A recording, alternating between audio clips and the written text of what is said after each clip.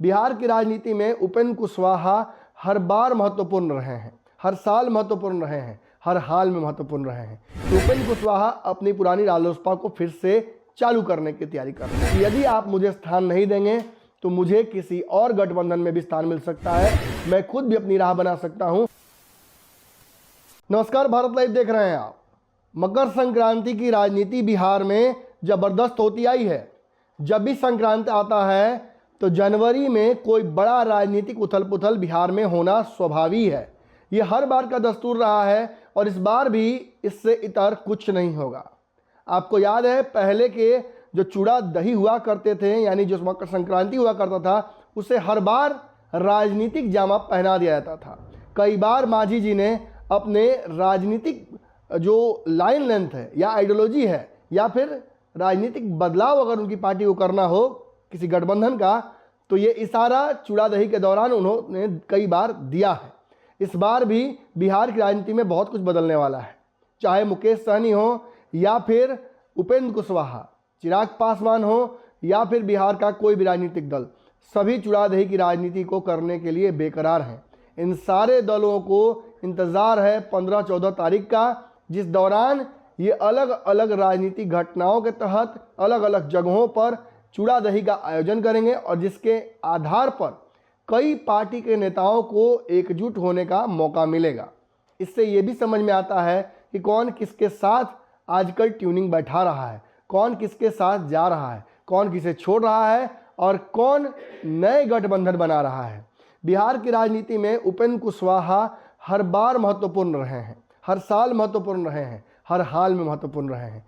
लेकिन विगत कुछ सालों से जब से उन्होंने रालोसपा का विलय जदयू में कर दिया है, तब से उनकी राजनीतिक चकाचौंध में कमी आ गई है। मीडिया की सुर्खियों में बने रहने वाले उपेंद्र कुशवाहा लगातार मीडिया से गायब रहे और जब भी दिखें तब या तो किसी निगेटिव कारण से दिखे या फिर निगेटिव कारण से ही दिखे। 2 बार इस बीच में उपेंद्र कुशवाहा नजर आए।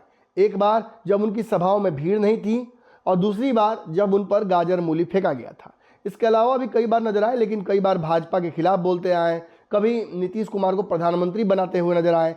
लेकिन इस बीच निगेटिव जो खबरें हैं उनकी सुर्खियों में उपेंद्र कुशवाहा ज़्यादा नजर आए। मीडिया स्पेस उन्हें कम मिला इस साल। इसका मुख्य कारण बताया जा रहा है कि ललन सिंह ने उन्हें मीडिया के सामने आने का मौका नहीं दिया। पार्टी के बड़े फैसलों में उनकी राय शुमारी नहीं की गई। उन्हें केवल स्टैंप बनाकर रखा गया।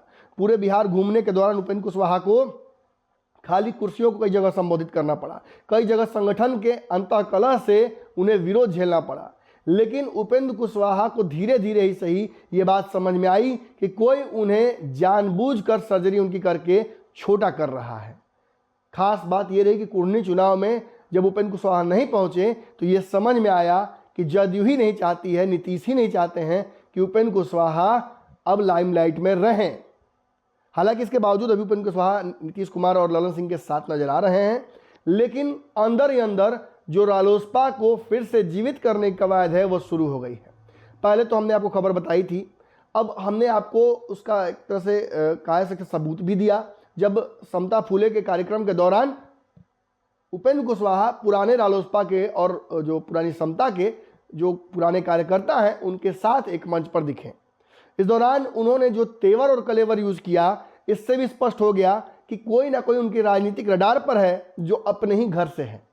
ललन सिंह और उनके बीच हो रहे कोल्ड वार को लेकर हमने खबर आपको बहुत पहले ही दी थी, लेकिन अब ये कोल्ड वार इस हद तक पहुंच गई है कि ललन सिंह उपेंद्र कुशवाहा दोनों साथ बैठ भी नहीं पा रहे हैं। खास बात यह है कि उपेंद्र कुशवाहा अपनी पुरानी रालोसपा को फिर से चालू करने की तैयारी कर रहे हैं। इस कवायद में सबसे जो नई कवायद है वो ये है कि 15 तारीख से 14 से 15 के बीच में बिहार में पुराने समता पार्टी के नेताओं को फिर से चूड़ा दही के आयोजन के तहत बुलाया जा रहा है। ये जो पूरा कार्यक्रम है ये जदयू के बैनर के तले नहीं होगा, बल्कि इसे किसी इंडिपेंडेंट व्यक्ति के हाथ में कार्यक्रम को कराया जाएगा और इंडिपेंडेंट वेन्यू पर समता पार्टी के पुराने नेता, कई भाजपा के नेता और कई ऐसे नेता आने वाले हैं जो उपेंद्र कुशवाहा की जो रालोसपा थी या आज भी उनका एक छोटा सा संगठन है उसके तहत जुड़े हुए हैं। इन सभी को जोड़कर बिहार में एक नई राजनीतिक कहानी उपेंद्र कुशवाहा लिखने जा रहे हैं। प्रथम दृष्टया आपको लग सकता है कि एक छोटा सा कार्यक्रम होगा, लेकिन आपको फिर एक बार बता दें, जैसा कि हम हमेशा करते आए हैं, कि ये जो कार्यक्रम होगा ये रालोसपा के पुनः उत्थान को लेकर उठाया गया सबसे महत्वपूर्ण कदम होगा। सारे पार्टी के पुराने फाइनेंसर्स, कार्यकर्ता और इन सभी को न्योता देकर एक मंच पर बुलाया जा रहा है।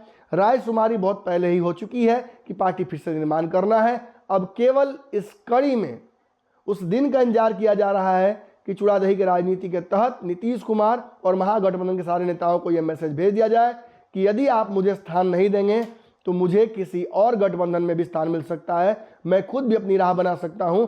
और इस कड़ी में चूड़ादही यानी मकर संक्रांति एक बहुत बड़ा रोल निभाने जा रहा है रालोसपा के पुनः उत्थान। अगर ये वीडियो पसंद आई और वह बिहार के राजनीति और बिहारियत से सरोकार रखेनी तो सब्सक्राइब बटन दबा के चैनल के सब्सक्राइब कर ली।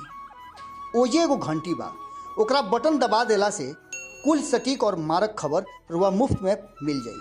अगर रुआ पत्रकारिता के हमनी के नया प्रयोग में सहयोग कर चाहतानी तो ज्वाइन बटन दबा दी। पेटीएम नंबर नोट कर ली 9386816700। धन्यवाद।